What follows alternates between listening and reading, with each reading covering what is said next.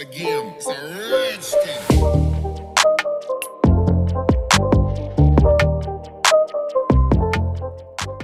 Hello students, आप सभी का स्वागत है इस वीडियो में। आज हम इस वीडियो में अपने पाठ नटखट चूहा के कठिन शब्द पढ़ने वाले हैं। जब हमने पाठ को पढ़ा तब हमें कुछ ऐसे शब्द मिले जो हमारे लिए बिल्कुल नए थे और साथ ही साथ उनको पढ़ना भी कठिन था। ऐसे ही शब्दों को पढ़ने वाले हैं हम इस वीडियो में। तो आइए शुरू करते हैं आज का वीडियो और देखते हैं कि किस प्रकार से हमें शब्दों को पढ़ना है, क्या उनका अर्थ है और साथ ही साथ उनका वाक्य प्रयोग करना भी सीखेंगे। तो अपनी कॉपी खोल लीजिए और फटाफट हेडिंग डाल लीजिए कठिन शब्द।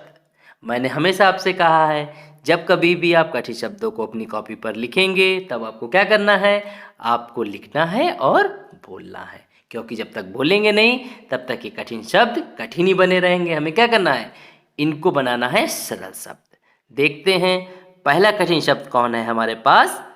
चालाक। चा पर बड़ा की मात्रा चा, ला पर बड़ा की मात्रा ला, क चालाक। ऐसे ही आपको शब्दों को आसानी से पढ़ना है। मात्रा के साथ पढ़िए पहले, फिर मिलाकर पढ़िए। चालाक।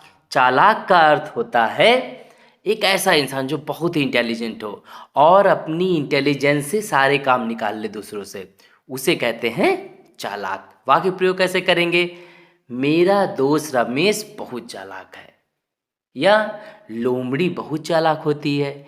इस तरीके से हम वाक्य प्रयोग करेंगे। अब देखते हैं अगला शब्द क्या है हमारे पास। बिल। पा पर छोटी की मात्रा लगी है, बिल, बिल। अब बिल क्या होता है, चूहे या सांप के घर को हम क्या बोलते हैं, बिल बोलते हैं। आपने देखा होगा कि ग्राउंड में कहीं पर एक गड्ढा बना रहता है, उसमें से चूहा निकल पड़ता है, तो उसी को बोलते हैं बिल। क्या बोलते हैं, बिल। वाक्य प्रयोग कैसे करेंगे, आज मैंने अपने घर में एक बिल देखा। इस तरीके से आप वाक्य प्रयोग कर सकते हैं। अब देखते हैं अगला शब्द क्या है, रेशमी। क्या लिखा हुआ है, रेशमी। रेशमी का अर्थ होता है सिल्क या सिल्की। वाक्य प्रयोग कैसे करेंगे, मेरे पास एक रेशमी रुमाल है, मेरी शर्ट रेशमी है। इस तरीके से हम वाक्य प्रयोग करेंगे। अब देखते हैं अगला शब्द क्या है, बर्बाद। क्या लिखा हुआ है, बर्बाद। मैंने आपको पहले भी बताया है, जब कभी हम इस तरीके से ऊपर छोटा सा सी लगा हुआ देखेंगे तो ये क्या होता है, ये होता है आधा रा। और इसका उच्चारण कैसे करते हैं, जिस वर्ण के ऊपर ये लगा होता है या जिस अक्षर के ऊपर ये लगा होता है उससे पहले हम आधे रा का उच्चारण करते हैं। जैसे बर्बाद, बर्बाद। बा के पहले हमें आधे रा का उच्चारण करना है, बर्बाद। क्या लिखा है, बर्बाद। इस पाठ में आपको इस छोटे वाले सी को ही समझना है और पढ़ना है। यही मेन कठिन शब्द है। हमारे ऊपर आई बटन आ रहा है, अगर अच्छे से समझना है तो इस वीडियो को देख लीजिए और फटाफट कॉन्सेप्ट क्लियर कर लीजिए। ये क्या लिखा है, बर्बाद। बर्बाद का अर्थ क्या होता है, पाठ में क्या आया था, तुम अपना समय क्यों बर्बाद कर रहे हो। उसका मतलब होता है टाइम वेस्ट करना। कैसे वाक्य प्रयोग करेंगे, हमें अपना समय बर्बाद नहीं करना चाहिए। एक और अर्थ होता है बर्बाद का, अगर हम दूसरी तरीके से प्रयोग करना चाहें, बर्बाद मतलब होता है बिल्कुल खत्म कर देना। जैसे पिक्चर में आपने डायलॉग सुना होगा, मैं तुम्हें बर्बाद कर दूंगा। तो इस तरीके से भी हम वाक्य प्रयोग कर सकते हैं। अब अगला शब्द क्या है, दर्जी। क्या लिखा हुआ है, दर्जी। ऊपर छोटा सी लगा है तो जी के पहले रा का उच्चारण आएगा और ये नुक्ता वाला जा है तो जा, दर्जी, दर्जी। दर्जी का अर्थ होता है टेलर। टेलर कौन होता है, जो हमारे कपड़े सिलता है। वाक्य प्रयोग करेंगे, मैंने आज अपनी शर्ट सिलने के लिए दर्जी को दी। अगला शब्द क्या है, कृपया। अक्सर लोग कृपया बोलते हैं, लेकिन हमें क्या बोलना है, कृपया बोलना है। क्यों कृपया बोलना है, क्योंकि जो जो नीचे सी लगा हुआ है छोटा सा, ये री की मात्रा होती है, तो इसीलिए हमें री का उच्चारण करना है। कृपया, कृपया नहीं पढ़ना है, कृपया। वृक्ष। कृपया का मतलब होता है प्लीज। वाक्य प्रयोग कैसे करेंगे, कृपया मुझे एक गिलास पानी दे दीजिए। इस तरीके से हम वाक्य प्रयोग कर सकते हैं। अब अगला शब्द क्या है, कु कुतरूंगा, कुतरूंगा। क्या लिखा है? कुतरूंगा।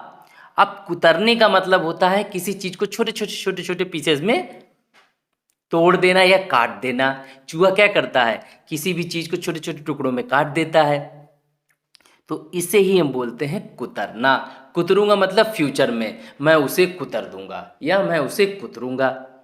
इस तरीके से हम वाक्य प्रयोग कर सकते हैं।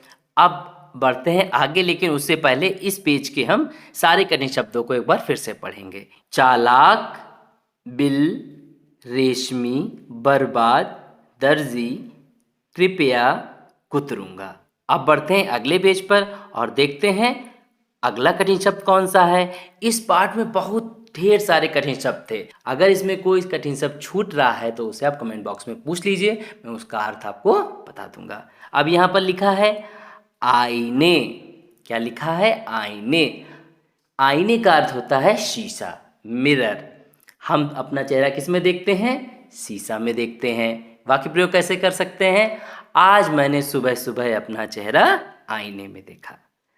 अगला शब्द क्या है? शादी। क्या लिखा है? शादी।